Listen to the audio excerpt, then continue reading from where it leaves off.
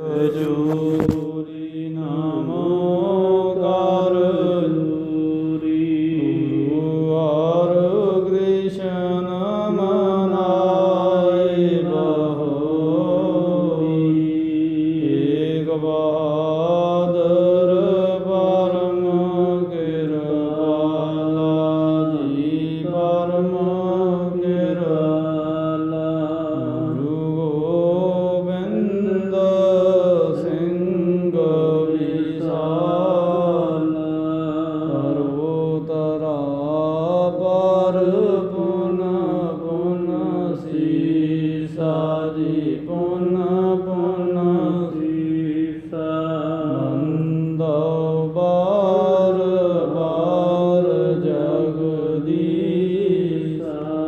ਜਿਸ ਮੈਂ ਅੰਮ੍ਰਿਤ ਗਿਆਨ ਹੈ ਮਾਨਕ ਭਗਤ ਵੈਰਾਗ ਸ਼੍ਰੀ ਗੁਰੂ ਗ੍ਰੰਥ ਸਾਹਿਬ ਉਦਦ ਬੰਧੋ ਕਰ ਅਨੁਰਾਗ ਏਕ ਓੰਕਾਰ ਸਤਿਗੁਰੂ ਤੇ ਪ੍ਰਸਾਦ ਸਚ ਹੋਏ ਵਾਹਿਗੁਰੂ ਜੀ ਕੀ ਫਤਿਹ ਹੈ ਬਿਘਨ ਬਿਨਾਸਨ ਸੋਏ।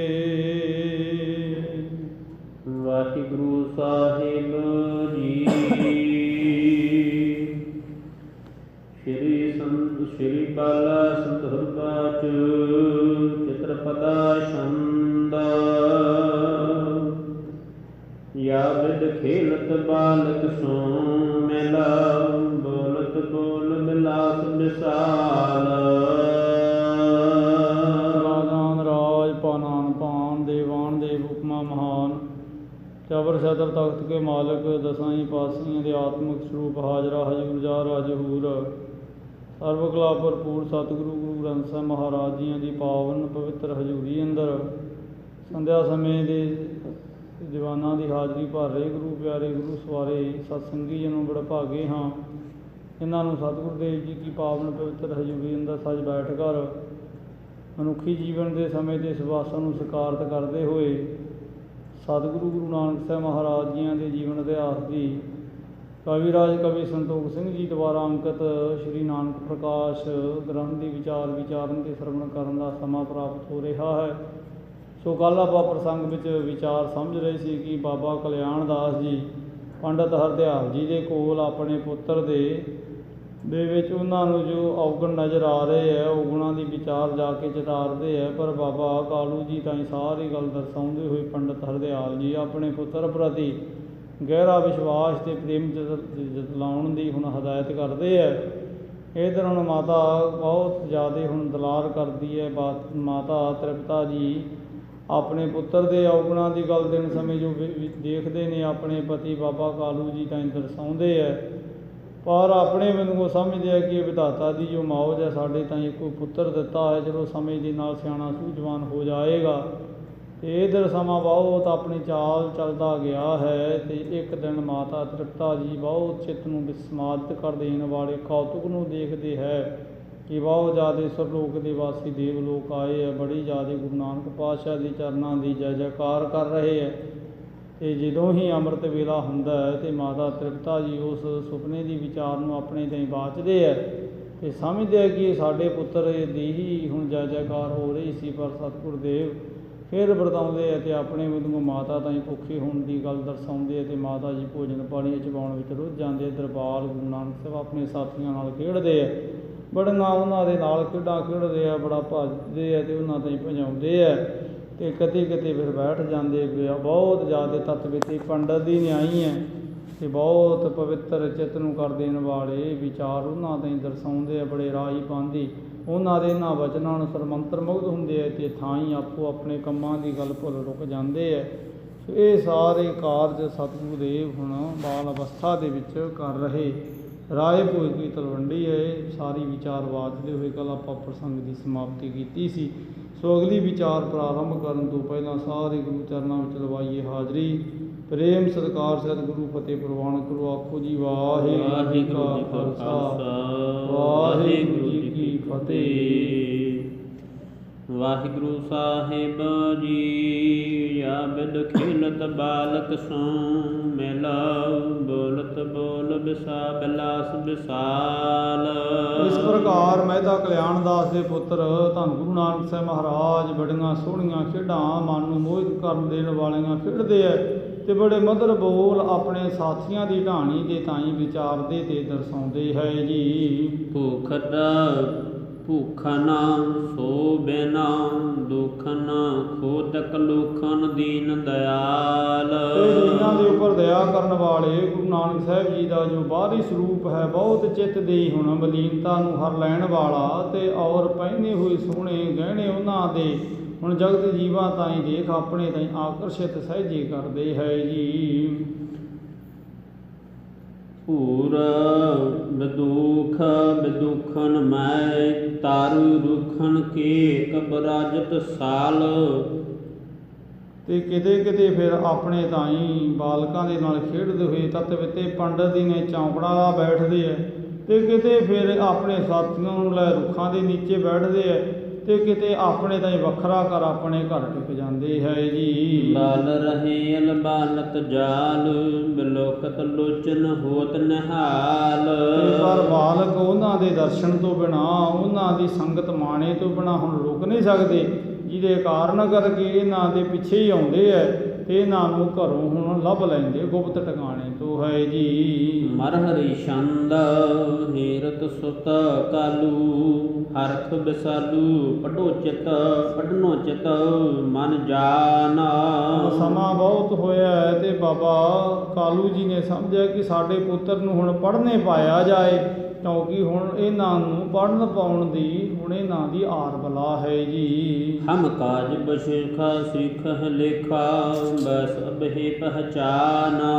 ਇਹ ਆਪਣੇ ਤਾਂ ਹੀ ਸਮਝਦੇ ਕਿ ਇਹਨਾਂ ਨੂੰ ਹੁਣ ਪੜ੍ਹਾਉਣ ਦਾ ਯੋਗ ਵੇਲਾ ਹੈ ਤੇ ਇਹਨਾਂ ਨੂੰ ਹੁਣ ਸਾਡੇ ਵਾਲੀ ਪੜ੍ਹਾਈ ਹੁਣ ਗਣਿਤ ਦੀ ਪੜ੍ਹਾਈ ਜਾਏ, ਤਾਂ ਕਿ ਸਮੇਂ ਦੇ ਨਾਲ ਫਿਰ ਇਹ ਸਾਡੇ ਵਾਲੀ ਕਾਰ ਕਰਨ ਵਿੱਚ ਨਿਪੁੰਨ ਹੋ ਜਾਣ ਜੀ। ਕਾਰਨ ਪਟਵਾਰੀ ਗ੍ਰਮਹੀ, ਸਾਰੀ ਕਰਨੋ ਚਿਤ ਤਬ ਹੋਏ। ਤੇ ਆਪਣੇ ਵੱਲੋਂ ਲਾਲਸਾ ਬਾਬਾ ਕਾਲੂ ਜੀ ਦੀ ਆਪਣੇ ਪੁੱਤਰ ਪ੍ਰਤੀ ਹੈ ਕਿ ਇਹ ਸਾਡੇ ਤਰ੍ਹਾਂ ਹੁਣ ਪਟਵਾਰੀ ਦੀ ਕਾਰ ਯੋਗ ਤੇ ਸ੍ਰੇਸ਼ਟ ਢੰਗ ਦੇ ਨਾਲ ਕਰਨ, ਤੇ ਸਾਡੇ ਫਿਰ ਇਸ ਕੰਮ ਕਾਰ ਵਿੱਚ ਹੱਥ ਵਟਾਉਣ ਨਾ ਇਹ ਕਰਨ ਜੀ। ਪਾਂਦੇ ਪਹਿ ਬੈਸੇ ਹੋ ਮਮਾ, ਜੈਸੇ ਸੰਖਿਆ ਨਿਪੁੰਨ ਸੋਈ। ਹੁਣ ਚਿੱਤ ਵਿੱਚ ਵਾਚਦੇ ਆ ਕਿ ਹੁਣ ਪਾਂਦੇ ਗੋਪਾਲ ਕੋ ਪਾਸ ਲੈ ਜਾਇਆ ਜਾਏ, ਤੇ ਉਹਨਾਂ ਤਾਈਂ ਹੁਣ ਇਹਨਾਂ ਦੀ ਬਾਂਹ ਪਕੜਾਈ ਜਾਏ, ਤੇ ਉਹਨਾਂ ਤਾਈਂ ਇਹ ਹਦਾਇਤ ਕੀਤੀ ਜਾਏ ਕਿ ਇਹਨਾਂ ਨੂੰ ਲੇਖੇ ਦੇ ਵਿੱਚ ਤੁਸੀਂ ਪੂਰਾ ਨਿਪੁੰਨ ਕਰਨਾ ਕਰੋ ਜੀ। ਬਹੁ ਗੁਣੀ ਲਾਵਹਿ ਸੁਤ ਨ ਪੜਾਵਹਿ, ਸੋ ਸ਼ਤਰੂ ਸਮਤਾਤ। ਤੇ ਆਪਣੇ ਤਾਈਂ ਅਗਲੀ ਗੱਲ ਵੀ ਵਾਚਦੇ ਹੈ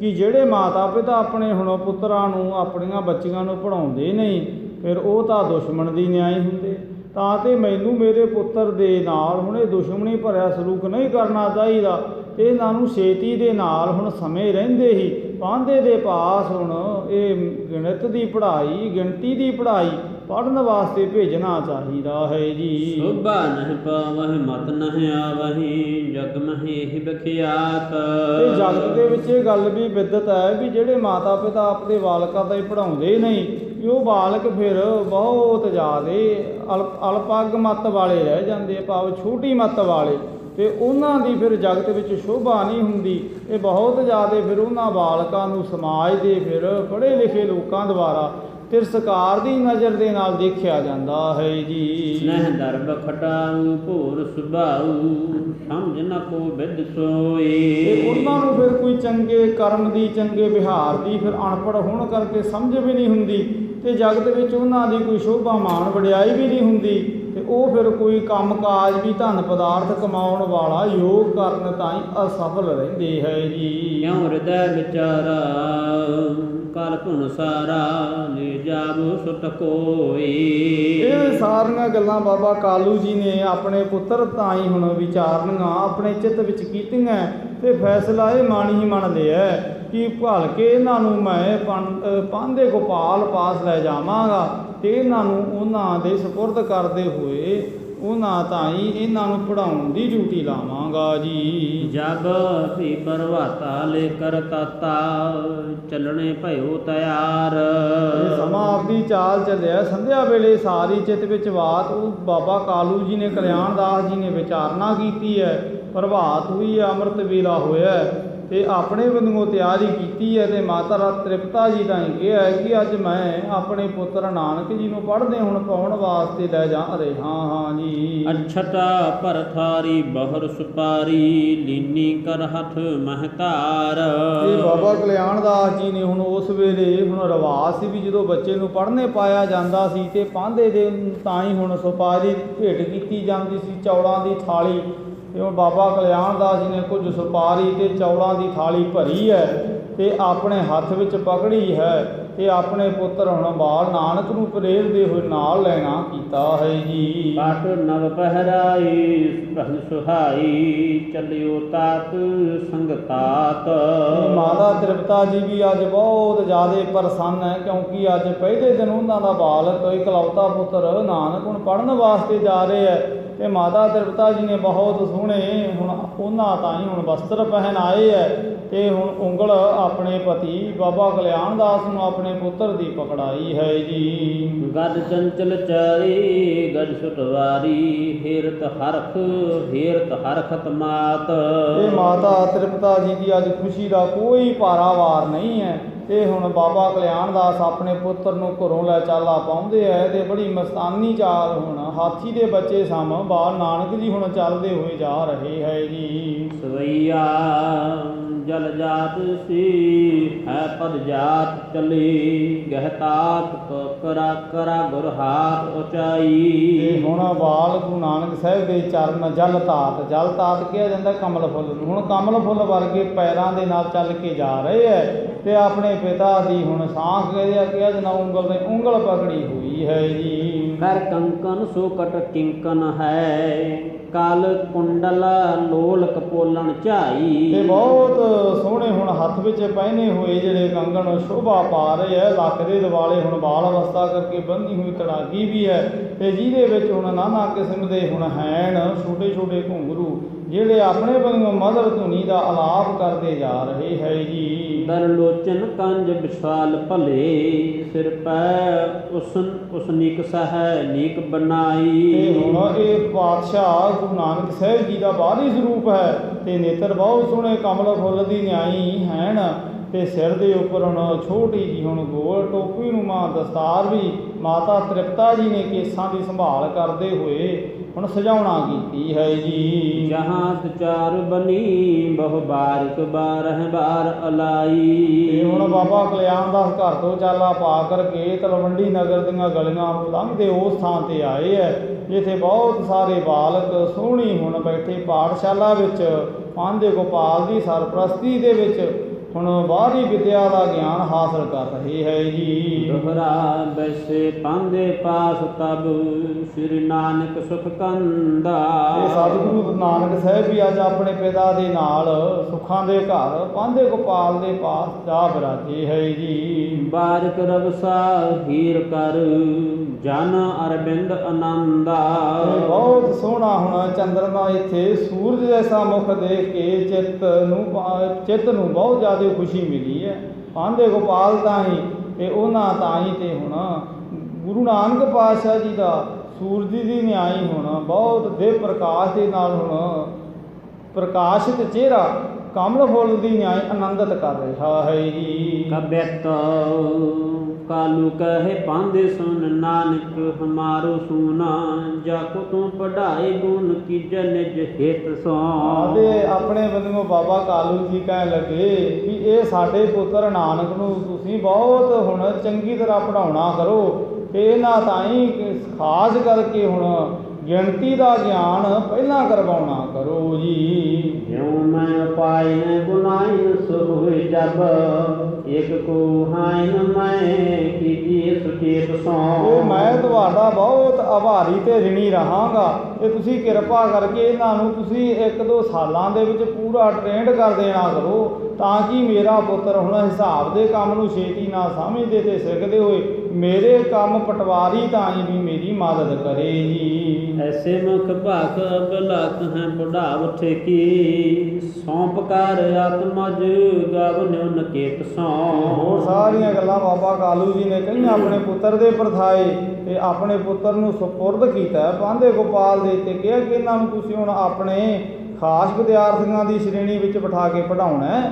ਤਾਂ ਕਿ ਇਹਨਾਂ ਦੀ ਪੜ੍ਹਾਈ ਦੇ ਵਿੱਚ ਕਿਸੇ ਪ੍ਰਕਾਰ ਦੀ ਕੋਈ ਕਮੀ ਨਾ ਰਹੇ ਤੇ ਮੈਂ ਤੁਹਾਡੇ ਇਸ ਗੁਣ ਦਾ ਸਦੀ ਫਿਰ ਧੰਨਵਾਦੀ ਹੋਵਾਂਗਾ ਤੇ ਮੈਂ ਤੁਹਾਡੀ ਕੀਤੀ ਇਸ ਮਹਾਨ ਕਾਲ ਦੀ ਪੂਰੀ ਮਿਹਨਤ ਵੀ ਚੁਕਾਵਾਂਗਾ ਜੀ। ਪਾਂਧੇ ਹਲਾਦ ਕੈ ਮਹੂਰਤ ਕੋ ਸਾਧਕੈ ਸਰਸਵਤੀ ਅਰਾਧਕੈ ਜੋ ਸਬੈ ਮਤ ਸਚੇਤ ਸੋ। ਤੇ ਸਾਰੀ ਗੱਲਬਾਤ ਇੱਥੇ ਬਾਬੇ ਕਾਲੂ ਜੀ ਦੀ ਸੁਣੀ ਹੈ ਤੇ ਬਾਬਾ ਕਾਲੂ ਜੀ ਤਾਂ ਹੀ ਹੁਣ ਭਰੋਸਾ ਜਤਲਾਇਆ ਹੈ ਪਾਂਧੇ ਗੋਪਾਲ ਨੇ ਤੇ ਬਾਬਾ ਕਾਲੂ ਜੀ ਘਰ ਚਲੇ ਗਏ ਹੈ ਤੇ ਇਧਰ ਹੁਣ ਦੂਸਰੇ ਪਾਸੇ ਹੁਣ ਪਾਂਧੇ ਗੋਪਾਲ ਨੇ ਹੁਣ ਵਿਦਿਆ ਦੀ ਦੇਵੀ ਹੁਣ ਸਰਸਵਤੀ ਨੂੰ ਹੁਣ ਆਪਣੀ ਕੁਲ ਰੀਤ ਮੁਤਾਬਕ ਹੁਣ ਆਰਾਧਨਾ ਕੀਤਾ ਤੇ ਬਾਲਕ ਦੇ ਪਰਥਾਏ ਹੁਣ ਉਸ ਸਰਸਵਤੀ ਦੇਵੀ ਦੀ ਆਰਾਧਨਾ ਕਰਦੇ ਹੋਏ ਸ਼ੁਭ ਮਤ ਦੀ ਹੁਣ ਮੰਗ ਕੀਤੀ ਹੈ ਜੀ। ਸੰਖਿਆ ਕੋ ਜੋ ਆਦ ਸੂ ਸਿਖਾਵਨ ਕੀ ਸਿੱਖ ਦੇਤਾ ਸੰਖਿਆ ਤੇ ਅਸੰਖ ਤਾਂ ਕੋ ਸੰਖਿਆ ਕੋ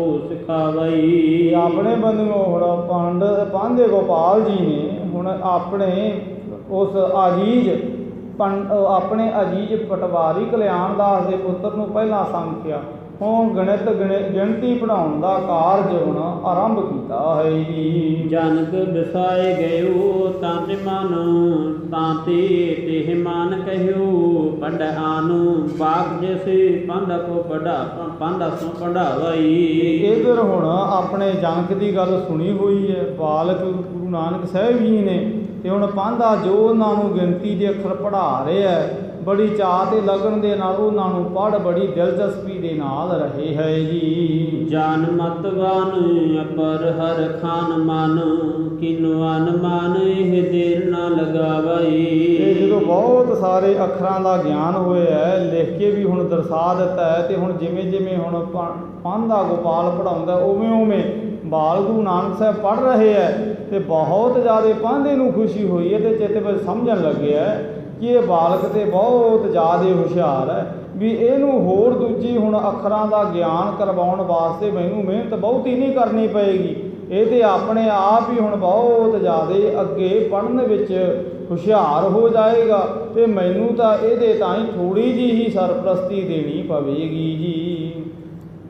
ਪੜ੍ਹ ਤਤਕਾਲ ਧਨ ਪਾਇਓ ਵਿਸਾ ਪਾਏ ਹੋਂ ਵਿਸਾਲ ਬਾਲ ਭਲੋ ਮਦ ਸਾਲ ਤੁਲ ਜਾਂ ਕੀ ਕੋ ਨਾ ਪਾਵਈ। ਇਹ ਆਪਣੇ ਬੰਦੂਆਂ ਹੁਣ ਬਹੁਤ ਪ੍ਰਸੰਨ ਹੋ ਰਹੇ ਆ ਬਾਲ ਗੁਰੂ ਨਾਨਕ ਸਾਹਿਬ ਤੇ ਪਾਂਧਾ ਗੋਪਾਲ ਤੇ ਚਿੱਤ ਵਿੱਚ ਸਮਝ ਰਿਹਾ ਵੀ ਇਹ ਤਾਂ ਬਹੁਤ ਵੱਡੇ ਭਾਗ ਹਨ। ਮੈਂ ਤਾਂ ਕਲਿਆਣ ਦਾਸ ਦੇ ਵੀ ਜਿਨ੍ਹਾਂ ਦੇ ਘਰ ਐਸਾ ਸੋਹਣੇ ਸਰੂਪ ਵਾਲਾ ਮਨ ਨੂੰ ਮੋਹ ਲੈਣ ਵਾਲਾ ਤੇ ਇਤਨਾ ਜ਼ਿਆਦਾ ਹੁਸ਼ਿਆਰ ਬਾਲਕ ਹੋਇਆ ਤੇ ਇਹ ਤਾਂ ਬਹੁਤ ਜ਼ਿਆਦਾ ਨਾਮ ਰੋਸ਼ਨ ਕਰੇਗਾ ਮੇਰੇ ਬਹੁਤ ਪਿਆਰੇ ਮਿੱਤਰ ਪਟਵਾਰੀ ਕਲਿਆਣ ਦਾਸ ਦਾ ਕਿਉਂਕਿ ਇਹਨਾਂ ਨੇ ਤੇ ਬਹੁਤ ਜ਼ਿਆਦਾ ਹੁਣ ਗੂੜ ਗਿਆਨ ਛੇਤੀ ਹਾਸਲ ਕਰ ਲੈਣਾ ਅੱਖਰਾਂ ਦਾ ਤੇ ਜਿਹਦੇ ਕਾਰਨ ਕਰਕੇ ਬਹੁਤਾ ਧਨ ਪਦਾਰਥ ਕਮਾਉਣ ਵਿੱਚ ਸਫਲਤਾ ਛੇਤੀ ਹਾਸਲ ਕਰ ਲੈਣਗੇ ਜੀ। ਇੱਕ ਦਿਨ ਸਾਰ ਪੜਿਓ ਪੰਜ ਸੋ ਉਚਾਰੀ ਬੈਨ ਛੰਝ ਭਈ ਐਨ ਆਏ ਅਜਰ ਸੁਹਾਇਓ ਹੈ। ਪੂਰਾ ਇੱਕ ਦਿਨ ਅੱਜ ਬਾਲ ਗੁਰੂ ਨਾਨਕ ਪੜ੍ਹ ਕੇ ਆਏ ਤੇ ਜੋ ਪੜ੍ਹਾਇਆ ਬਹੁਤ ਲਗਨ ਦੇ ਨਾਲ ਪੜ੍ਹਿਆ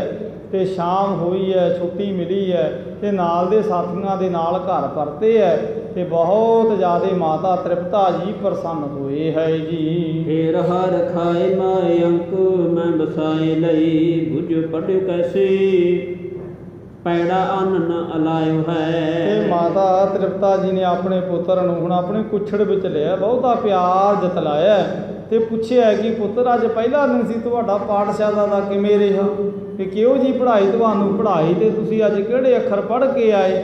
ਹੁਣ ਜਦੋਂ ਪੁੱਛਿਆ ਤੇ ਹੁਣ ਅੱਜ ਗਿਣਤੀ ਦੇ ਅੱਖਰ ਪੜ੍ਹ ਕੇ ਆਉਂਦੇ ਹੈ ਤੇ ਅੱਜ ਪਹਾੜਾ 2 ਦਾ ਪੜ੍ਹਿਆ ਤੇ ਉਹ ਸਾਰਾ ਮਾਤਾ ਜੀ ਤਾਈਂ ਸੁਣਾ ਦਿੱਤਾ ਹੈ ਜੀ।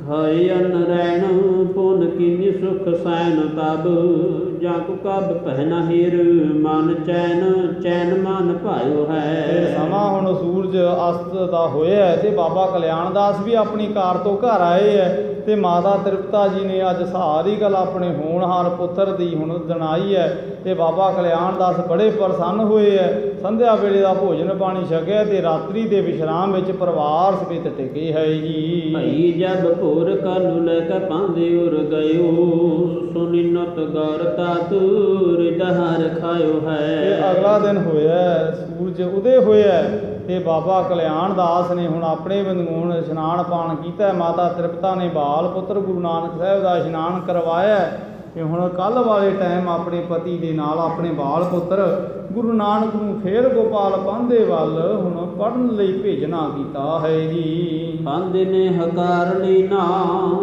ਬਾਲਣ ਤੇ ਜੁਦਾ ਕੀ ਨਾ ਲੈ ਕੇ ਲੇਖੇ ਹੂੰ ਕਿਸੇ ਖਦੀਨ ਨਾਨਕ ਸੁਜਾਨ ਕੋ।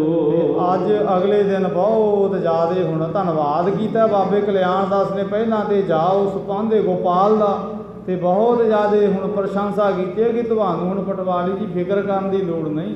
ਤੁਹਾਡਾ ਪੁੱਤਰ ਛੇਤੀ ਤੁਹਾਡੇ ਹੁਣ ਪਟਵਾਰੀ ਵਾਲੀ ਕਾਰ ਵਿੱਚ ਤੁਹਾਡਾ ਹੱਥ ਵਟਾਏਗਾ। ਹੁਣ ਤੁਸੀਂ ਮੇਰੀ ਗੱਲ ਨੂੰ ਸੱਚ ਜਾਣੋ। ਇਹ ਹੁਣ ਕਿਹਾ ਹੈ ਤੇ ਬਾਬਾ ਕਾਲੂ ਜੀ ਬਹੁਤ ਪ੍ਰਸੰਨ ਆਪਣੇ ਪੁੱਤਰ ਦੀ ਪ੍ਰਸ਼ੰਸਾ ਸੁਣ ਹੋਏ ਹੈ ਤੇ ਵਾਪਸ ਪਰਤੇ ਹੈ ਤੇ ਉਹਨਾਂ ਦੇ ਵਾਪਸ ਜਾਣ ਤੋਂ ਬਾਅਦ ਪਾਂਧੇ ਨੇ ਹੁਣ ਵੱਖਰਾ ਫਿਰ ਅੱਜ ਬਾਲ ਗੁਰੂ ਨਾਨਕ ਨੂੰ ਬਿਠਾਇਆ ਤੇ ਹੁਣ ਕੱਲ੍ਹ ਵਾਲੇ ਅੱਖਰ ਸੁਣਿਆ ਤੇ ਅਗਲੇ ਅੱਖਰ ਅੱਜ ਸਿਖਾਉਣ ਲੱਗਾ ਹੈ ਜੀ। ਹੋਸ਼ ਨਿਗ ਭਏ ਪਾਂਦਾ ਬਾਰ ਬਾਰ ਕਹੇ ਬਚ ਕੈਸੇ ਤੂੰ ਨ ਬੋਲੇ ਅੱਜ ਸੁਣਦੇ ਨ ਕਾਨ ਕੋ। ਤੇ ਅੱਗੋਂ ਅੱਜ ਕੁਝ ਕੁ ਅੱਖਰ ਤੇ ਬੋਲੇ ਹੈ ਤੇ ਫਿਰ ਚੁੱਪ ਕਰਕੇ ਬੋਲੇ ਨਹੀਂ ਕਿਉਂਕਿ ਆਪਣੀ ਮੌਜ ਹੈ। ਕਿਹੜਾ ਕੋਈ ਭਾਏ ਹੈ, ਕਿਹੜਾ ਕੋਈ ਕਿਸੇ ਦਾ ਡਰ ਹੈ, ਕਿਉਂਕਿ ਨਿਰਭਉ ਤੇ ਨਿਰਵੈਰ ਦਾ ਪਾਠ ਪੜ੍ਹਾਉਣ ਜੋ ਆਏ ਹੈ। ਹੁਣ ਪਾਂਧਾ ਕਹਿ ਰਿਹਾ ਵਾਰ-ਵਾਰ ਵੀ ਤੁਸੀਂ ਆ ਹੁਣ ਘੜੀ ਪਹਿਲਾਂ ਬੋਲ ਰਹੇ ਸੀ ਤੇ ਹੁਣ ਤੁਸੀਂ ਬਿਲਕੁਲ ਚੁੱਪ। ਹੁਣ ਤੁਸੀਂ ਬੋਲੋ ਤੇ ਮੇਰੇ ਤਾਈਂ ਕੱਲ੍ਹ ਵਾਲੇ ਸਾਰੇ ਅੱਖਰ ਜਿਹੜੇ ਪੜ੍ਹੇ ਸੀ ਸੁਣਾਉਣਾ ਕਰੋ ਤਾਂ ਤੇ ਮੈਂ ਤੁਹਾਨੂੰ ਅਗਲੀ ਵੀ ਕੁਝ ਹੁਣ ਗਿਣਤੀ ਦੀ ਗੱਲ ਸਿਖਾਉਣੀ ਕਰਾਂ ਜੀ। ਭਲੀ ਬਿਦ ਕਾਲ ਪੜ੍ਹੇ ਪੜ੍ਹਿਓ ਤੂੰ ਵਿਸਾਲ ਸਭ ਤੈਸੇ ਅਬ ਪੜ੍ਹਾ ਹੀਰੂ ਔਰ ਲਰ ਕਾਨ ਕੋ। ਐ ਲੱਗੇ ਤੂੰ ਛੇਤੀ ਨਾਲ ਪੜ੍ਹ, ਤੂੰ ਕੱਲ ਬਹੁਤ ਹੁਣ ਸੋਹਣੇ ਅੱਖਰ ਪੜ੍ਹੇ, ਅੱਜ ਵੀ ਤੂੰ ਸੋਹਣੇ ਅੱਖਰ ਪੜ੍ਹਨ ਲੱਗ ਗਿਆ ਸੀ ਬਾਹਰ।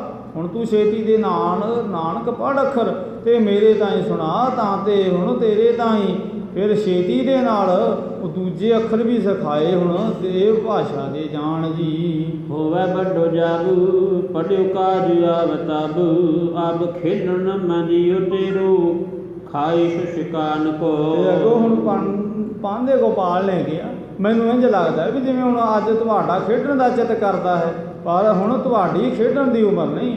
ਤੁਹਾਡੇ ਪੜ੍ਹੇ ਅੱਖਰ ਅੱਗੇ ਕੰਮ ਆਉਣਗੇ ਜੀਵਨ ਵਿੱਚ। ਜਦੋਂ ਤੁਸੀਂ ਵੱਡੇ ਹੋਵੋਗੇ ਤਾਂ ਤੇ ਤੁਸੀਂ ਚਿੱਤ ਲਾ ਕੇ ਅੱਜ ਪੜ੍ਹੋ ਤੇ ਖੇਡਣ ਦੀ ਵਿਚਾਰ ਚਿੱਤੋਂ ਵਿਸਾਰ ਨਾ ਕਰੋ ਜੀ। ਮਰ ਹਰੀ ਛੰਦ ਸੁਨ ਸਰੋਨਨ ਬੈਨਾ ਅਨਕੰਪੈਨਾ ਬਾਨੀ ਭਨੀ ਰਸਾਲ। ਤੇ ਜਦੋਂ ਸਾਰੀ ਆਪਣੇ ਬੰਦੂਆਂ ਪਾਂਧੇ ਗੋਪਾਲ ਨੇ ਹੁਣ ਗੱਲ ਕਹੀ ਹੈ ਬਾਲ ਗੁਰੂ ਨਾਨਕ ਸਾਹਿਬ ਤਾਂ ਸੁਣੀ ਹੈ ਤੇ ਫਿਰ ਸਤਿਗੁਰੂ ਦੇਵ ਕਿਰਪਾ ਦੇ ਘਰ ਵਿੱਚ ਆਏ ਹੈ ਤੇ ਆਪਣੀ ਰਸਨਾ ਤੋਂ ਇਹ ਅੰਮ੍ਰਿਤਮਈ ਬੋਲ ਹੁਣ ਪਾਂਧੇ ਗੋਪਾਲ ਦਾ ਹੀ ਪੁੱਛਣ ਲੱਗੇ ਹੈ ਜੀ। ਕਿਆ ਹਮ ਪੜੇ ਤੁਮ ਕਰਹੁ ਨਿਜ ਸਮਾ ਕੈਲਾ ਹਲੈ ਸਾਲ। ਤੁਸੀਂ ਸਾਨੂੰ ਦੱਸਣਾ ਕਰੋ ਵੀ ਤੁਸੀਂ ਕੀ ਸਾਨੂੰ ਪੜ੍ਹਾ ਰਹੇ ਹੋ। ਸਵਾਲ ਕੀਤਾ ਅੱਜ ਹੁਣ ਦੂਜੇ ਦਿਨ ਹੀ ਸਵਾਲ ਕੀਤਾ।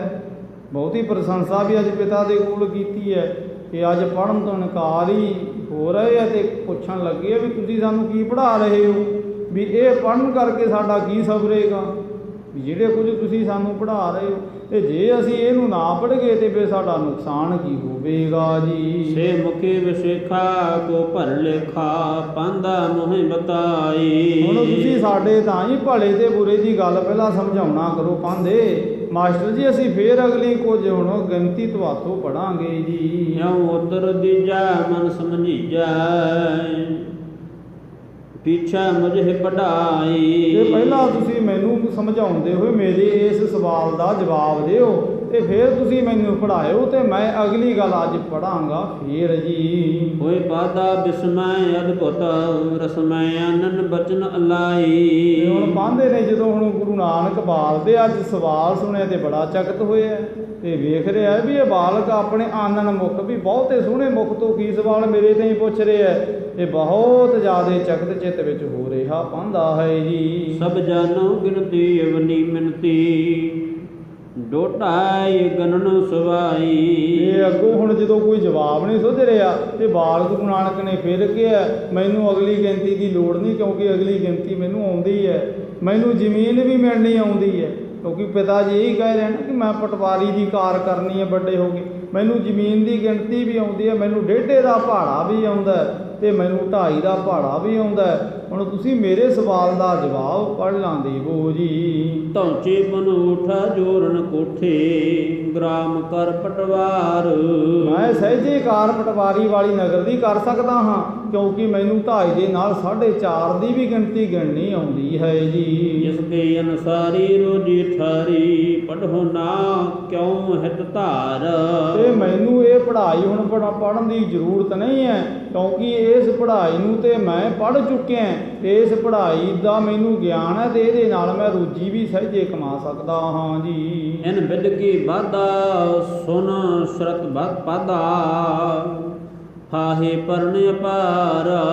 ਜਦੋਂ ਪਾਂਦੇ ਨੇ ਹੁਣ ਇਹ ਸਾਰੀਆਂ ਗੱਲਾਂ ਸੁਣੀਆਂ ਤੇ ਬੜਾ ਵਿਸਮਾਦਿਤ ਹੋ ਰਿਹਾ ਤੇ ਅੱਗੋਂ ਹੁਣ ਬਾਲ ਨੇ ਕਿਹਾ ਕਿ ਮੈਂ ਹੁਣ ਇਹ ਪੜ੍ਹਾਈ ਨਹੀਂ ਪੜ੍ਹਨੀ ਜਿਹੜੀ ਤੁਸੀਂ ਮੈਨੂੰ ਪੜ੍ਹਾ ਕਰਕੇ ਤੇ ਮੇਰੇ ਤਾਈਂ ਜਮ ਦੀ ਫਾਹੀ ਦਾ ਰਸਤਾ ਅਖਤਿਆਰ ਕਰਨ ਲੱਗੇ ਹੋ ਜੀ। ਕਿਹ ਕਾਜ ਨ ਆਵਹੀ ਜਬ ਦੁਖ ਪਾਵਹੀ ਹੋਤ ਨਹੀਂ ਛੁਟਕਾਰ। ਇਹ ਹੁਣ ਜੀਵ ਦੇ ਪੜ੍ਹਾਈ ਹੁਣ ਅੰਤਰੀਵ ਤੌਰ ਦੇ ਕੰਮ ਨਹੀਂ ਆਉਂਦੀ। ਹੁਣ ਇਹ ਵੀ ਗੱਲ ਨਾਲ ਸਮਝਣੀ ਪਏਗੀ, ਕਿਉਂਕਿ ਇਹ ਹੁਣ ਬਾਹਰੀ ਤੇ ਆਤਮਿਕ ਦੋ ਪੜ੍ਹਾਈਆਂ ਨੇ, ਕਿਉਂਕਿ ਬੰਦੇ ਦਾ ਜੀਵਨ ਵੀ ਦੋ ਹੈ, ਇੱਕ ਸਾਡਾ ਬਾਹਰੀ ਜੀਵਨ ਹੈ, ਇੱਕ ਸਾਡਾ ਸੂਖਮ ਅੰਦਰਲਾ ਜੀਵਨ ਹੈ। ਹੁਣ ਇੱਕ ਸੂਖਮ ਹੈ, ਇੱਕ ਅਸੂਲ ਹੈ। ਤੋ ਗੁਰੂ ਨਾਨਕ ਸਾਹਿਬ ਕਹਿਣ ਲੱਗੇ ਵੀ ਅੱਖਰਾਂ ਦਾ ਗਿਆਨ ਵਕਤੀ ਤੌਰ 'ਤੇ ਹੈ, ਜਿਹੜਾ ਸਰੀਰ ਦੇ ਹੁੰਦਿਆਂ ਤੇ ਤਾਂ ਹੀ ਤੇ ਕੁਝ ਬੰਦੇ ਦੀ ਮਦਦ ਕਰਦਾ ਹੈ, ਪਰ ਜਦੋਂ ਇੱਥੋਂ ਬੰਦਾ ਇਸ ਸਰੀਰ ਨੂੰ ਛੱਡ ਚਲਾ ਜਾਂਦਾ ਤੇ ਫਿਰ ਇਹ ਬੜਾ ਅੱਖਰਾਂ ਦਾ ਗਿਆਨ ਉਸ ਦਾ ਕੰਮ ਨਹੀਂ ਆਉਂਦਾ ਜੀ। ਸਭ ਬੈਸ ਬਿਹਾਵਹੀ ਪੁਨ ਪਛਤਾਵਹੀ ਜਬ ਜਾਵਹੀ ਜਮ ਦੁਆਰ। ਕਿਉਂਕਿ ਜਦੋਂ ਬੰਦਾ ਸਾਰੀ ਉਮਰ ਇਹਨਾਂ ਅੱਖਰਾਂ ਨੂੰ ਪੜ੍ਹਦਾ ਵਿਚਾਰਦਾ ਬੈਸ ਬਿਹਾਵੇ, ਉਮਰ ਚਲੀ ਜਾਂਦੀ ਹੈ ਤੇ ਜਮ ਦੁਆਰ ਸਿਧਾਵੇ ਵੀ ਕਾਲ ਦੇ ਵਸ ਪੈ ਜਾਂਦਾ ਹੈ, ਆਵੇ ਦੀ ਮੌਤ ਹੋ ਜਾਂਦੀ ਹੈ। ਉਸ ਵੇਲੇ ਪੜ੍ਹਿਆ ਹੋਇਆ ਬਾਹਰੀ ਅੱਖਰਾਂ ਦਾ ਗਿਆਨ ਇਹ ਬੰਦੇ ਦੀ ਕੋਈ ਬਹੁਤੀ ਸਾਰ ਨਹੀਂ ਆਪਣੇ ਤਾਂ ਹੀ ਲੈਂਦਾ ਜੀ। ਇਹ ਲੇਖਾ ਗਾਹੈ ਛੁਟਿਓ ਜੇ ਚਾਹੈ ਚਾਉ ਮੈਂ ਕਰੂੰ ਉਚਾਰ।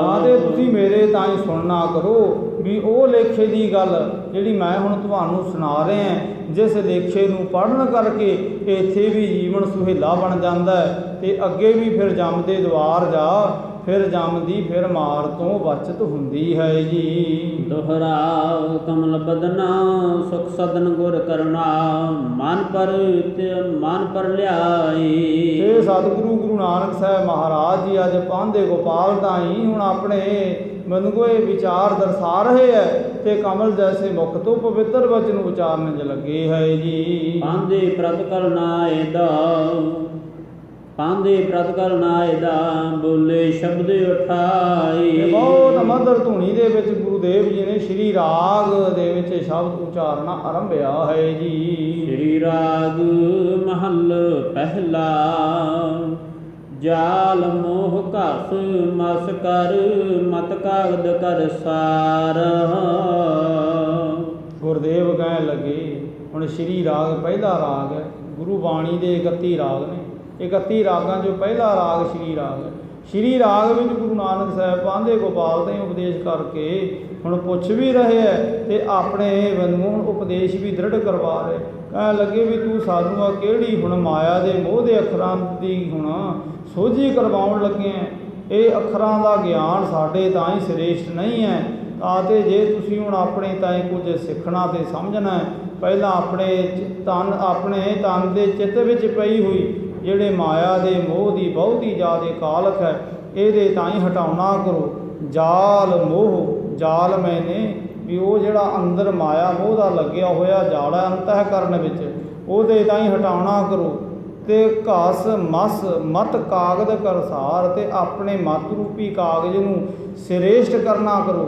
ਤੇ ਚਿੱਤ ਵਿੱਚ ਪਈ ਹੋਈ ਜਿਹੜੀ ਮਲੀਨਤਾ ਮੋਹ ਦੀ ਹੈ ਉਹਨੂੰ ਜਾਲਦੇ ਹੋਏ ਹੁਣ ਵਧੀਆ ਹੁਣ ਸ਼ੁੱਧ ਸਿਆਹੀ ਬਣਾਉਣਾ ਕਰੋ ਜੀ। ਭਾਉ ਕਲਮ ਕਰ ਚਿਤ ਲਿਖਾਰੀ ਗੁਰ ਪੁੱਛ ਲਿਖ ਵਿਚਾਰ। ਤੇ ਭਾਉ ਦੀ ਕਲਮ ਤਿਆਰ ਕਰੋ।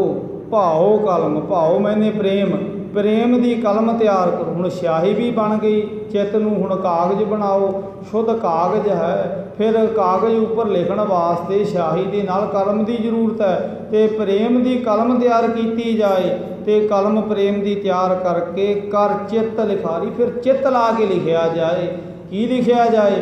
ਗੁਰ ਪੂਛ ਲਿਖ ਵਿਚਾਰ, ਗੁਰੂ ਨੂੰ ਪੁੱਛ ਕੇ ਲੇਖ ਲਿਖਿਆ ਜਾਏ ਜੀ। ਲਿਖ ਨਾਮ ਸਾਲਾਹ ਲਿਖ, ਲਿਖ ਅੰਤ ਨ ਪਾਰਾਵਾਰ। ਤੇ ਲਿਖਣਾ ਫਿਰ ਕੀ ਹੈ? ਗੁਰੂ ਨੂੰ ਪੁੱਛ ਕੇ ਨਾਮ ਲਿਖ ਤੇ ਚਿੱਤ ਲਾ ਕੇ ਲਿਖ।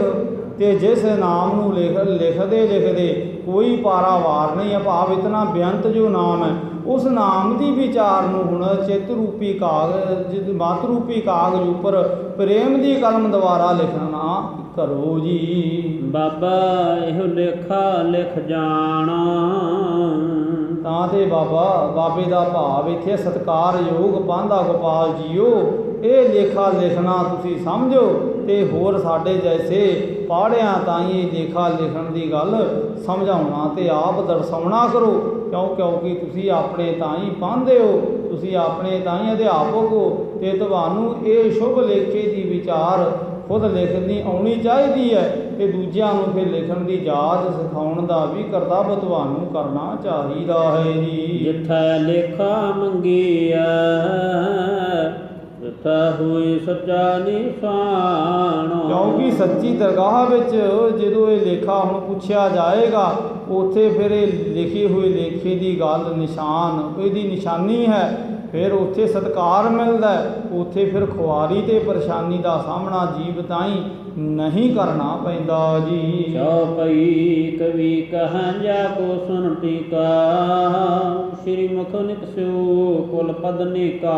ਬਹੁਤ ਗੁਰੂ ਨਾਨਕ ਸਾਹਿਬ ਜੀ ਨੇ ਆਪਣੇ ਪਵਿੱਤਰ ਕਮਲ ਜੈਸੇ ਸਸ ਮੁਖ ਤੋਂ ਹੁਣ ਪਵਿੱਤਰ ਬਚਨ ਉਚਾਰਨੇ ਕੀਤੇ ਹੈ ਜੀ। ਸਾਰਦਾ ਬੁਰੀ ਸੁਹਾਵਹੀ ਪਦਵੀ ਪਰਾਜਾ ਸੁਤੀ ਪਾਵਹੀ। ਬਹੁਤ ਜ਼ਿਆਦਾ ਪਵਿੱਤਰ ਅਤੇ ਸ੍ਰੇਸ਼ਟ ਬਾਣੀ ਉਚਰੀ ਹੈ, ਜਿਸ ਬਾਣੀ ਨੂੰ ਪੜ੍ਹ ਸੁਣ ਸਹਿਜੇ ਪਰਮ ਪਦਵੀ ਨੂੰ ਪਾਵ। ਸਹਿਜ ਅਵਸਥਾ ਨੂੰ ਹੁਣ ਰਜੋ ਤਮੋ ਸਤੋ ਇਹਨਾਂ ਤੋਂ ਉੱਪਰਲੀ ਜੋ ਚੌਥੀ ਅਵਸਥਾ ਹੈ ਉਹਨੂੰ ਪਾਇਆ ਜਾ ਸਕਦਾ ਹੈ ਜੀ। ਦੇਹ ਧਰਾ ਜਾਂ ਕਾਰਨ ਧਰਨੀ ਬਸ ਲਗੂ ਕਰਨ ਲੱਗੇ ਸੋ ਕਰਨੀ। ਹੁਣ ਸਤਿਗੁਰ ਦੇਵ ਜੀ ਦੀ ਭਾਵੇਂ ਸਰੀਰ ਕਰਕੇ ਹੁਣ ਬਹੁਤ ਛੋਟੀ ਆਰਬਲਾ ਹੈ, ਪਰ ਹੁਣ ਜਿਸ ਕਾਰਜ ਨੂੰ ਕਰਨ ਵਾਸਤੇ ਸਰੀਰ ਧਾਰਨ ਕੀਤਾ ਉਹ ਕਰਮ ਹੁਣ ਕਰਨ ਤਾਂ ਹੀ ਲੱਗੇ ਹੈ ਜੀ। ਅਨਵਸਥਾ ਉਪਦੇਸ਼ਕ ਕੇਰੀ ਧਰਾ ਅਧੀਰਜ ਸਕਹਿ ਨ ਹੇਰੀ। ਕਿਉਂਕਿ ਧਰਤੀ ਤੋਂ ਧੀਰਜ ਧਰਿਆ ਨਹੀਂ ਸੀ ਜਾ ਰਿਹਾ ਤੇ ਹੁਣ ਇੱਥੇ ਮਾਤਲੋਕ ਉੱਪਰ ਆਇਆ 5-6 ਸਾਲ ਦਾ ਸਮਾਂ ਹੋ ਚੁੱਕਿਆ ਸੀ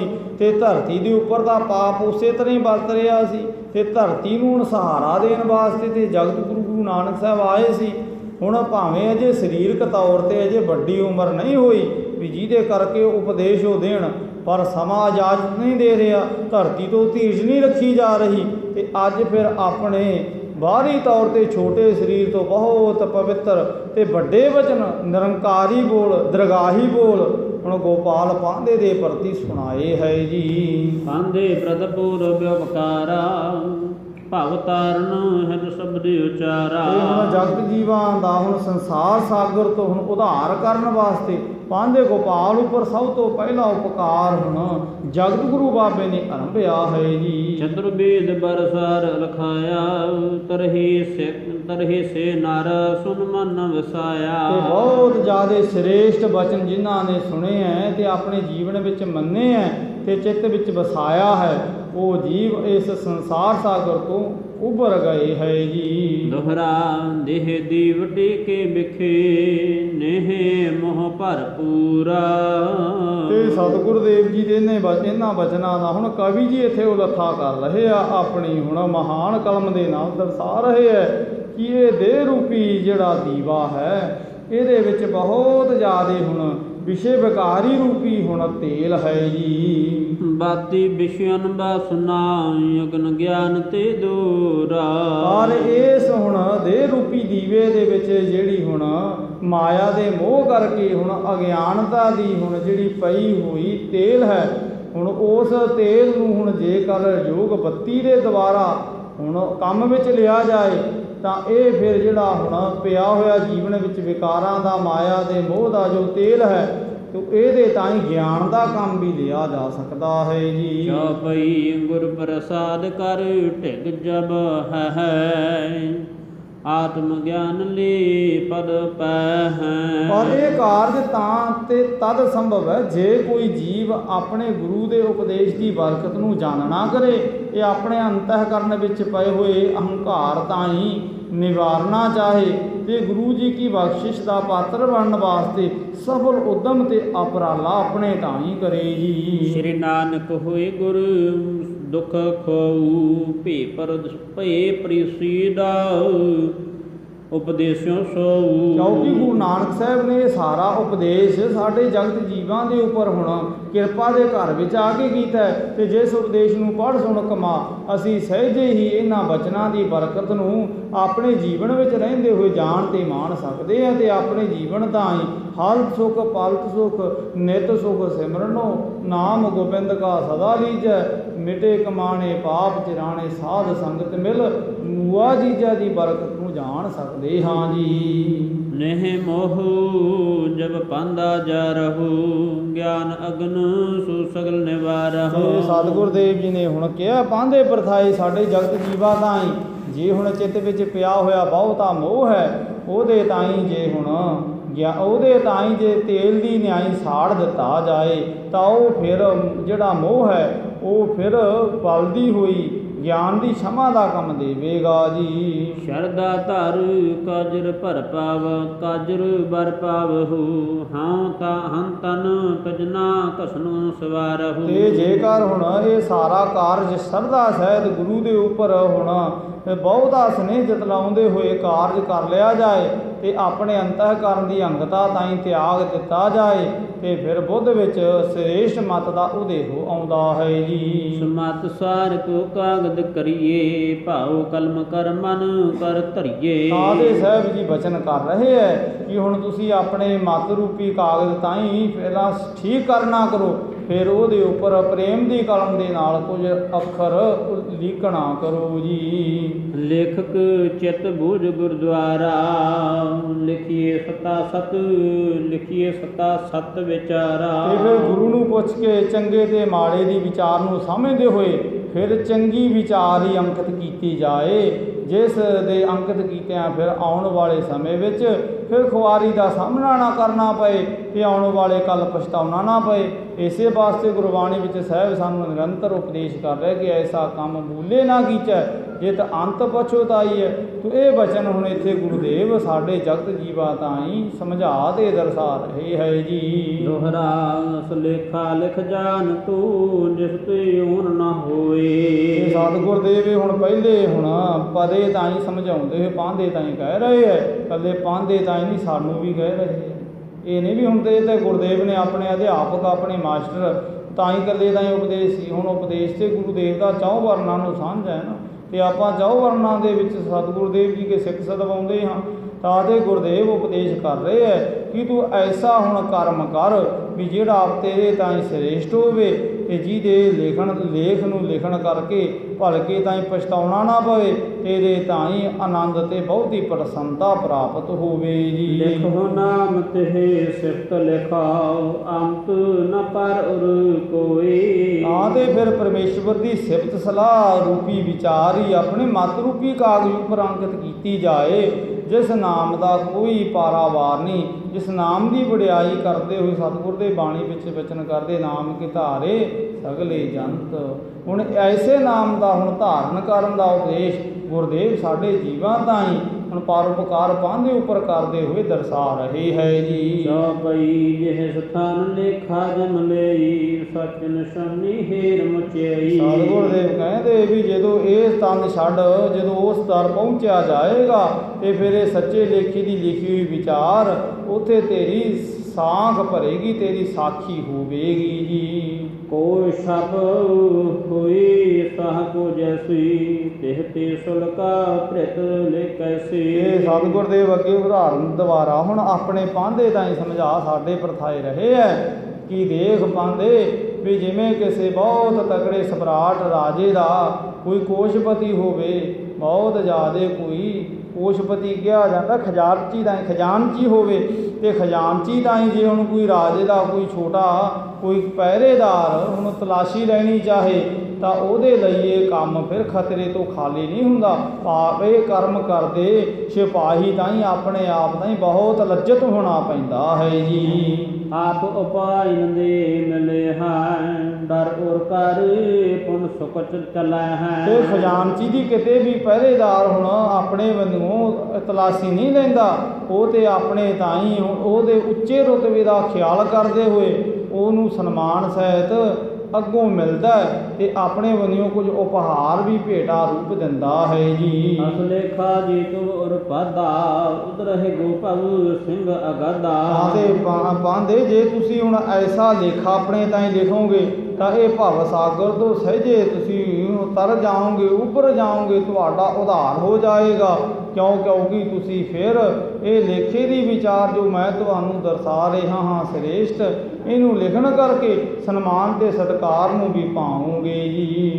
ਜੀਵ ਅਨੂਜ ਜਾਈ ਜਿਹ ਜਾਈ ਪਰਮ ਮੀਤ ਜਿਉ ਤਹਾਂ ਸੁਹਾਈ। ਇਹ ਤੁਹਾਨੂੰ ਫਿਰ ਉਸ ਪਵਿੱਤਰ ਦਰ ਤੇ ਫਿਰ ਖੁਆਰ ਨਹੀਂ ਹੋਣਾ ਪਏਗਾ, ਉੱਥੇ ਦੇ ਆਓ ਬੈਠ ਆਦਰ ਸੁਭ ਦੇਉ, ਇਹ ਫਿਰ ਬਖਸ਼ਿਸ਼ ਤੁਹਾਨੂੰ ਮਾਨਣ ਦਾ ਸੁਭਾਗ ਮਿਲੇਗਾ ਜੀ। ਸਾਰਵ ਭੂਮ ਸ਼ਰਨ ਜਿਹ ਪਰਨਾ ਤੈਨ ਨਰ ਡਰ ਕਿਉਂ ਫਿਰ ਕਰਨਾ। ਬਿਲਕੁਲ ਇਹ ਸਾਰੀ ਗੱਲ ਨੂੰ ਤੁਸੀਂ ਇੰਝ ਹੁਣ ਪਾਂਦੇ ਸਮਝਣਾ ਕਰੋ ਜਿਵੇਂ ਇੱਕ ਬਹੁਤ ਵੱਡਾ ਚੱਕਰਵਰਤੀ ਸਮਰਾਟ ਹੋਵੇ ਤੇ ਕੋਈ ਜੀਵ ਆਪਣੇ ਪ੍ਰਜਾ ਦੇ ਰਾਜੇ ਤੋਂ ਡਰਦਾ ਚੱਕਰਵਰਤੀ ਰਾਜੇ ਦੀ ਸ਼ਰਨ ਲੈ ਲੈਣਾ ਕਰੇ ਤੇ ਫਿਰ ਉਹਦੇ ਤਾਈਂ ਫਿਰ ਆਪਣੇ ਪ੍ਰਜਾ ਦੇ ਰਾਜੇ ਦਾ ਜਿਹੜਾ ਪਿਆ ਹੋਇਆ ਚਿੱਤ ਵਿੱਚ ਡਰ ਹੈ ਉਹ ਸਹਿਜੀ ਚਲਾ ਜਾਂਦਾ। ਕਿਉਂਕਿ ਉਹ ਸਮਝਦਾ ਕਿ ਮੈਂ ਤੇ ਰਾਜਿਆਂ ਦੇ ਮਹਾਰਾਜੇ ਭਾਵ ਚੱਕਰਵਰਤੀ ਸਮਰਾਟ ਦੀ ਸ਼ਰਨ ਲਈ ਹੈ, ਜਿਹਦੇ ਕਾਰਨ ਕਰਕੇ ਮੇਰਾ ਰਾਜਾ ਇਹ ਰਾਜੇ ਦਾ ਵਿਧੀ ਕੀ ਕਰਨ ਦੀ ਹੁਣ ਆਪਣੇ ਤਾਈਂ ਸਮਰੱਥਾ ਨਹੀਂ ਰੱਖਦਾ ਤੇ ਮੇਰੇ ਤਾਈਂ ਫਿਰ ਉਹ ਕੀ ਦੰਡ ਦੇਵੇਗਾ। ਤੋ ਕਹਿਣ ਤੋਂ ਭਾਵ ਵੀ ਤੁਸੀਂ ਇਹ ਲੇਖਾ ਲਿਖੋ ਵੀ ਜਿਸ ਲੇਖੇ ਨੂੰ ਲਿਖਣ ਕਰਕੇ ਪ੍ਰਭੂ ਪਰਮੇਸ਼ਵਰ ਦੀ ਦਰਗਾਹ ਦੇ ਵਿੱਚ ਫਿਰ ਸ਼ਰਮਿੰਦਗੀ ਨਾ ਉਠਾਉਣੀ ਪਵੇ ਤੇ ਫਿਰ ਮਹਾਨ ਬਖਸ਼ਿਸ਼ ਨੂੰ ਮਾਣਨ ਦਾ ਸ਼ੁਭ ਸਮਾਂ ਮਿਲੇ ਜੀ। ਦੁਹਰਾ ਸੁਨ ਸਰੋਨ ਮਨ ਉਨਹੀ ਪੋਨਾ ਪੰਜ ਅਚਰਜ ਚੀਨਾ। ਜਦੋਂ ਪਾਂਦੇ ਨੇ ਸਾਰੇ ਬਚਨਾਂ ਦੀ ਵਿਚਾਰ ਨੂੰ ਹੁਣ ਭਾਵ ਅਰਥਾਂ ਸਮੇਤ ਇੰਝ ਸੁਣ ਲੈਣਾ ਕੀਤਾ ਤੇ ਬਹੁਤ ਜ਼ਿਆਦੇ ਪਾਂਧਾ ਗੋਪਾਲ ਚਿੱਤ ਵਿੱਚ ਵਿਸਮਾਦਿਤ ਹੋ ਰਿਹਾ ਹੈ ਜੀ। ਦੁਤੀ ਇੰਦਰਾ ਕਿੰਦ ਜੌਨ ਬੈਨ ਇਨ ਕੀ ਨਾ। ਇਹ ਦੇਖ ਰਿਹਾ ਬਾਲ ਗੁਰੂ ਨਾਨਕ ਸਾਹਿਬ ਜੀ ਦੇ ਹੁਣ ਦੂਜਦੇ ਚੰਦਰਮਾ ਜੈਸੇ ਸੋਹਣੇ ਮੁਖ ਵੱਲ, ਜਿਸ ਮੁਖ ਵਿੱਚੋਂ ਅੰਮ੍ਰਿਤ ਬਚਨ ਹੁਣ ਉਚਾਰੇ ਜਾ ਰਹੇ ਹੈ ਜੀ। ਪਈ ਚਿਤ ਚਕੋਰ ਰੁਜ ਚਮਕੀ ਚਾਰੂ ਬਾਲਣ ਤੁਲਨਾ ਬਾਲ ਅਚਾਰੂ। ਤੇ ਹੁਣ ਵੇਖ ਰਿਹਾ ਹੈ ਬਹੁਤ ਜ਼ਿਆਦੇ ਹੁਣ ਚਕੋਰ ਦੀ ਨਿਆਈ ਤੇ ਬਹੁਤ ਜ਼ਿਆਦਾ ਹੈਰਾਨ ਹੋ ਰਿਹਾ ਕਿਉਂਕਿ ਚਕੋਰ ਦਾ ਚੰਦਰਮਾ ਦੇ ਨਾਲ ਬੜਾ ਸਨੇਹ ਹੁੰਦਾ ਤੇ ਬੜਾ ਸਨੇਹ ਉਤਪੰਨ ਹੋਇਆ, ਬੜੇ ਪਵਿੱਤਰ ਬਚਨ ਸੁਣੇ ਹੈ ਤੇ ਚਿੱਤ ਵਿੱਚ ਅਗਲੀ ਗੱਲ ਸਮਝੀ ਛੇਤੀ ਦੇ ਨਾਲ ਪਾਂਧੇ ਗੋਪਾਲ ਨੇ ਆਪਣੀ ਤੀਖਣ ਬੁੱਧੀ ਕਰਕੇ ਹੈ ਕਿ ਇਹ ਬਾਲਕ ਦੂਜੇ ਬਾਲਕਾਂ ਜੈਸਾ ਨਹੀਂ ਹੈ ਵੀ ਆ ਮੇਰੀ ਸ਼੍ਰੇਣੀ ਵਿੱਚ ਮੇਰੀ ਜਮਾਤ ਵਿੱਚ ਬੈਠੇ ਇਸ ਗੁਰੂ ਨਾਨਕ ਦੇ ਜਮਾਤੀ ਹਨ ਜਿਹੜੇ ਉਹਨਾਂ ਵਰਗਾ ਇਹ ਗੁਰੂ ਨਾਨਕ ਨਹੀਂ ਹੈ। ਉਸ ਵੇਲੇ ਅਜੇ ਗੁਰੂ ਨਾਨਕ ਕਹਿਣ ਨਹੀਂ ਸੀ ਲੱਗੇ, ਅਜੇ ਨਾਨਕ ਹੀ ਕਿਹਾ ਜਾਂਦਾ ਸੀ। ਹੁਣ ਸਮਝਣ ਲੱਗਿਆ ਵੀ ਇਹ ਨਾਨਕ ਇਹ ਦੂਜੇ ਬਾਲਕਾਂ ਜੈਸਾ ਨਹੀਂ ਹੈ ਜਿਹੜੇ ਇਹਦੇ ਨਾਲੋਂ ਕੁਝ ਵੱਡੇ ਤੇ ਕੁਝ ਛੋਟੇ ਇੱਥੇ ਬਿਰਾਜ ਮੇਰੀ ਪਾਠਸ਼ਾਲਾ ਰਹੇ ਹੈ ਜੀ। ਕਲਾ ਵਿਸਾਲ ਦਇਆਲ ਭਲ ਭਗਤੀ ਜਨਮ ਕਲ ਮਲ ਕਲ ਬਾਲ ਆਰਤੀ। ਇਹ ਸਮਝਿਆ ਵੀ ਇਹ ਤਾਂ ਹੁਣ ਬਹੁਤੇ ਜਿਹੜੇ ਆ ਕਲਯੁਗ ਦੇ ਵਿੱਚ ਫੈਲੇ ਹੋਏ ਆ ਧਰਤੀ ਦੇ ਉੱਪਰ ਪਾਪ ਹੈ, ਇਹਨਾਂ ਪਾਪਾਂ ਦੀ ਮੈਲ ਨੂੰ ਹਰਨ ਵਾਸਤੇ ਕੋਈ ਪਰਮੇਸ਼ਵਰ ਦਾ ਅਵਤਾਰ ਹੀ ਪ੍ਰਤੀਤ ਹੁੰਦਾ ਹੈ ਜੀ। ਸੂਝ ਪਰੇ ਭੋਜਨ ਹਿਤ ਉਡਤਿਓ ਕਮਲ ਬਦਨਾ ਅਲ ਬਚ ਗੁਰ ਬਿਦਤਿਓ। ਤੇ ਬਹੁਤ ਜ਼ਿਆਦੇ ਹੁਣ ਚਿੱਤ ਵਿੱਚ ਹੁਣ ਐਸੇ ਸ਼ੁਭ ਅਨੁਮਾਨ ਸ਼ੁਭ ਹੁਣ ਇਹਦੇ ਫੁਰਨੇ ਫੁਰ ਰਹੇ ਹੈ ਤੇ ਆਪਣੇ ਤਾਂ ਹੀ ਸਮਝ ਰਿਹਾ ਹੈ ਕਿ ਮੇਰੇ ਤਾਈਂ ਤੇ ਬਚਨ ਬਹੁਤ ਆਨੰਦਿਤ ਕਰ ਦੇਣ ਵਾਲੇ ਹੈ। ਬਿਲਕੁਲ ਉਸੇ ਤਰ੍ਹਾਂ ਜਿਵੇਂ ਖਿੜੇ ਹੋਏ ਕਮਲ ਫੁੱਲ ਤੇ ਭੌਰਾ ਕੇ ਬਹੁਤਾ ਜ਼ਿਆਦਾ ਮਕਰੰਦ ਰਸ ਲੈ ਆਨੰਦਿਤ ਹੁੰਦਾ, ਤੇ ਬਚਨ ਤਾਂ ਮੈਨੂੰ ਇਸ ਤਰ੍ਹਾਂ ਆਨੰਦਿਤ ਕਰ ਰਹੇ ਹੈ ਜੀ। ਆਰਜ ਸੁਜਨ ਭਜਨ ਜਲ ਮੀਨਾ, ਸੁਨੇ ਸੋ ਦੇਖੇ ਮੈਂ ਅਤ ਦੀਨਾ। ਤੇ ਅੱਗੋਂ ਆਪਣੇ ਮੈਨੂੰ ਪਾਂਧੇ ਗੋਪਾਲ ਨੇ ਬੜਾ ਬਾਹਰੀ ਸਤਿਕਾਰ ਕਰਦੇ, ਰਿਸਪੈਕਟ ਕਰਦੇ ਹੋਏ ਬਾਲ ਗੁਰੂ ਨਾਨਕ ਤਾਈਂ ਕਿਹਾ ਕਿ ਮੈਨੇ ਤਾਈਂ ਜਿਹੜਾ ਤੁਸੀਂ ਉਪਦੇਸ਼ ਕੀਤਾ ਨਾਮ ਦਾ, ਮੈਂ ਬੜੇ ਜੀਵ ਸੁਣੇ ਹੈ ਜਿਹੜੇ ਨਾਮ ਦੀ ਕਾਰ ਕਰਦੇ ਹੈ। ਇਹ ਨਾਮ ਦੀ ਕਾਰ ਵੀ ਉਹ ਇਸ ਤਰ੍ਹਾਂ ਕਰਦੇ ਮੈਂ ਦੇਖੇ ਹੈ, ਜਿਵੇਂ ਮੱਛੀ ਹੁਣ ਪਾਣੀ ਦੇ ਨਾਲ ਬਹੁਤਾ ਪ੍ਰੇਮ ਕਰਦੀ ਹੈ, ਵੀ ਮੈਂ ਨਾਮੀ ਜੀਵ ਐਸੇ ਦੇਖੇ ਹੈ ਵੀ ਜਿਵੇਂ ਮੱਛੀ ਦਾ ਪਾਣੀ ਦੇ ਨਾਲ ਬਹੁਤਾ ਸਨੇਹ ਹੁੰਦਾ।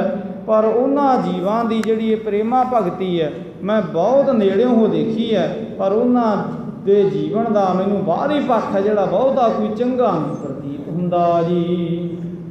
ਆਰਜ ਸੁਜਨ ਅਸਨ ਬਸਨਾ ਤਨ ਪ੍ਰਾਪਤ ਨਾਹੀ, ਆਵਹਿ ਖਾਹੇ ਰੰਕ ਸਿਆਹੀ। ਉਹਨਾਂ ਦੀ ਜਿਹੜੀ ਬਾਹਰੀ ਦਸ਼ਾ ਉਹ ਕਿਹੋ ਜੀ ਹੈ, ਕਹਿਣ ਲੱਗੇ ਬਹੁਤ ਗਰੀਬਾਂ ਵਰਗੀ, ਰੰਕ ਕਿਹਾ ਜਾਂਦਾ ਗਰੀਬ ਕੰਗਾਲ ਨੇ ਵੀ ਕੰਗਾਲਾਂ ਵਰਗੀ ਦਸ਼ਾ ਹੈ, ਵੀ ਉਹਨਾਂ ਤਾਂ ਜੇ ਤਾਂ ਕੋਈ ਮਿਲ ਜਾਂਦਾ ਤੇ ਖਾ ਲੈਂਦੇ ਆ, ਤੇ ਉਹ ਜੋ ਬਸ ਆਪਣੇ ਮੈਨੂੰ ਪਰਮੇਸ਼ਵਰ ਦੀ ਭਗਤੀ ਵਿੱਚ ਬੈਠੇ ਰਹਿੰਦੇ। ਬਿਲਕੁਲ ਉਸੇ ਤਰ੍ਹਾਂ ਜਿਵੇਂ ਮੱਛੀ ਪਾਣੀ ਵਿੱਚ ਬੈਠੀ ਰਹਿੰਦੀ ਹੈ, ਜੇ ਉਹਨੂੰ ਕੋਈ ਜਲ ਜੰਤ ਮਿਲ ਜਾਂਦਾ ਤੇ ਖਾ ਲੈਂਦੀ ਹੈ, ਤੇ ਨਹੀਂ ਉਹ ਪਾਣੀ ਵਿੱਚ ਇੱਧਰ ਉਧਰ ਫੁਦਕਦੀ ਹੈ। ਇਸੇ ਤਰ੍ਹਾਂ ਮੈਂ ਇਹ ਬਹੁਤੇ ਜੀਵ ਦੇਖੇ ਹੈ, ਜਿਹਦੇ ਕਾਰਨ ਕਰਕੇ ਮੈਨੂੰ ਫਿਰ ਉਹ ਜੀਵਾਂ ਦਾ ਪਰਮੇਸ਼ਵਰ ਦੇ ਪ੍ਰਤੀ ਜਿਹੜਾ ਐਸਾ ਸੱਚਾ ਪ੍ਰੇਮ ਤੇ ਪਿਆਰ ਹੈ ਉਹ ਮੇਰੇ ਤਾਈਂ ਚਿੱਤ ਵਿੱਚ ਸੰਦੇਹ ਪ੍ਰਗਟ ਹੁੰਦਾ ਵੀ ਜੇ ਪਰਮੇਸ਼ਵਰ ਦਾ ਨਾਮ ਜਪਣ ਵਾਲੇ, ਪਰਮੇਸ਼ਵਰ ਦੇ ਨਾਲ ਪਿਆਰ ਕਰਨ ਵਾਲੇ ਜੀਵ ਹੁਣ ਬਾਹਰੀ ਤੌਰ 'ਤੇ ਜੀਵਨ ਕਿਸੇ ਦੀ ਮੁਤਾਜ਼ਗੀ ਤਾਈਂ ਜਿਉਂਦੇ, ਵੀ ਕੋਈ ਦਿੰਦਾ ਤੇ ਖਾਂਦੇ ਹੈ, ਤੇ ਉਹਨਾਂ ਦਾ ਮੈਨੂੰ ਇਹ ਕਰਮ ਕੋਈ ਬਹੁਤਾ ਚੰਗਾ ਨਹੀਂ ਇਸ ਕਰਕੇ ਪ੍ਰਤੀਤ ਹੁੰਦਾ। ਜੋ ਕਰਮ ਕਰਨ ਦੀ ਤੁਸੀਂ ਮੈਨੂੰ ਹੁਣ ਇੱਥੇ ਬਾਲਕ ਸੋਝੀ ਕਰਵਾ ਰਹੇ ਹੋ ਜੀ। ਇਸ ਕਰ ਮੁਰ ਉਰ ਸ਼ਰਧਾ ਹਾਰੀ, ਸਿਰ ਮਰਨਾ ਸਭਨ ਇੱਕ ਸਾਰੀ। ਤਾਂ ਤੇ ਫਿਰ ਮੇਰੀ ਹੁਣ ਇਹ ਨਾਮ ਦਾ ਤੇ ਸ਼ੁਭ ਲੇਖ ਲਿਖਣ ਦੀ ਹੁਣ ਵਿਚਾਰ ਤਾਂ ਮੇਰਾ ਚਿੱਤ ਨਹੀਂ ਮੰਨਦਾ, ਤੇ ਮੈਂ ਇਹ ਸਾਰੀ ਗੱਲ ਚਿੱਤੋਂ ਵਿਸਾਰ ਦਿੱਤੀ ਹੈ। ਤੇ ਜਿਹੜੀ ਤੁਸੀਂ ਮਰਨ ਦੀ ਗੱਲ ਕਰ ਰਹੇ ਹੋ, ਮਰ ਤੇ ਸਾਰਿਆਂ ਨਹੀਂ ਜਾਣਾ ਹੈ। ਹੁਣ ਬਾਲਕ ਮਰ ਤੇ ਸਾਰਿਆਂ ਨਹੀਂ ਜਾਣਾ, ਹੁਣ ਮਰ ਤੇ ਹੁਣ ਭਜਨ ਨੇ ਵੀ ਜਾਣਾ, ਤੇ ਮਰ ਉਸਨੇ ਵੀ ਜਾਣਾ ਜਿਹਨੇ ਪਦਾਰਥ ਦੇ ਬਹੁਤੇ ਆਨੰਦ ਨੂੰ ਆਪਣੇ ਜੀਵਨ ਤਾਈਂ ਮੰਨਣਾ ਕੀਤਾ ਹੈ ਜੀ। ਦੋਹਰਾ ਧਰਾ ਧੀਰ ਦਾ ਧਰਮ ਧੁਰ, ਪਾਂਦੇ ਕੇ ਸੁਣ ਬੈਨਾ। ਧਰਤੀ ਨੂੰ ਧੀਰਜ ਦੇਣ ਵਾਲੇ, ਧੀਰਜ ਦੀ ਮੂਰਤ ਧੰਨ ਗੁਰੂ ਨਾਨਕ ਸਾਹਿਬ ਨੇ ਜਦੋਂ ਪਾਂਦੇ ਦੇ ਇਸ ਸਵਾਲ ਨੂੰ ਹੁਣ ਸੁਣ ਲੈਣਾ ਭਲੀ ਭਾਂਤ ਕੀਤਾ ਹੈ ਜੀ। ਦੂਜੇ ਸ਼ਬਦ ਪਦ ਬਦਨ ਤੇ ਬੰਦਤ ਸ਼ਰਧਾ ਦੈਨਾ। ਇਹ ਸਤਿਗੁਰ ਦੇਵ ਹੁਣ ਪਾਂਦੇ ਪ੍ਰਤੀ ਇਸ ਸ਼ਬਦ ਦਾ ਦੂਸਰਾ ਅੰਕ ਉਚਾਰਨ ਕਰਨ ਲੱਗੇ। ਹੁਣ ਦੂਸਰਾ ਅੰਕ ਗੁਰੂ ਨਾਨਕ ਸਾਹਿਬ ਕੀ ਉਚਾਰਨ ਕਰਨ ਲੱਗੇ ਹੈ, ਤੇ ਇਸ ਪਾਂਦੇ ਦੇ ਸਵਾਲ ਦਾ ਜਵਾਬ ਦੂਜੇ ਪਦ ਵਿੱਚ ਗੁਰੂਦੇਵ ਕਿਵੇਂ ਦਰਸਾਉਂਦੇ, ਇਹ ਵਿਚਾਰ ਆਪਾਂ ਗੁਰੂ ਕਿਰਪਾ ਨਾਲ ਕੱਲ੍ਹ ਰੋਜ਼ ਸਮੇਂ ਸਿਰ ਵਾਚਨ ਤੇ ਵਿਚਾਰਨ ਦਾ ਯਤਨ ਕਰਾਂਗੇ। ਸੋ ਹੋਈਆਂ ਬੇਅੰਤ ਸੋਹਮ ਭੁੱਲਾਂ ਦੀ ਖਿਮਾ ਆਪ ਸੰਗਤ ਆਓ, ਸਤਿਗੁਰੂ ਦੇ ਬਖਸ਼ੰਦ ਨੇ, ਸਤਿਗੁਰੂ ਬਖਸ਼ਿਸ਼ ਕਰ, ਆਪ ਸੰਗਤ ਅਸੀਸ ਬਖਸ਼ੋ, ਤਾਂ ਕਿ ਸਤਿਗੁਰੂ ਦੇਵ ਜੀ ਕੇ ਮਹਾਨ ਇਸ ਇਤਿਹਾਸ ਦੀ ਵਿਚਾਰ ਨੂੰ ਆਪਾਂ ਵਿਚਾਰ ਸਕੀਏ। ਹੋਈਆਂ ਭੁੱਲਾਂ ਦੀ ਖਿਮਾ ਆਓ, ਅਖੀਰਲੀਆਂ ਦੋ ਪੰਕਤੀਆਂ ਪੜ੍ਹ ਗੁਰੂ ਫਤਿਹ ਦੀ ਸਾਂਝ ਪਾਈਏ ਜੀ। ਧਰਾ ਧੀਰ ਦਾ ਧਰਮ ਧੁਰ, ਪਾਂਦੇ ਕੇ ਸੁਣ ਬੈਨਾ। ਦੁਤੀ ਸ਼ਬਦ ਪੰਦ ਬਦਨ ਤੇ, ਬੰਦਤ ਸ਼ਰਧਾ ਦੈਨਾ। ਅਚੁਤ ਹੈ ਪਾਰ ਬ੍ਰਹਮ ਅਬਨਾਸੀ,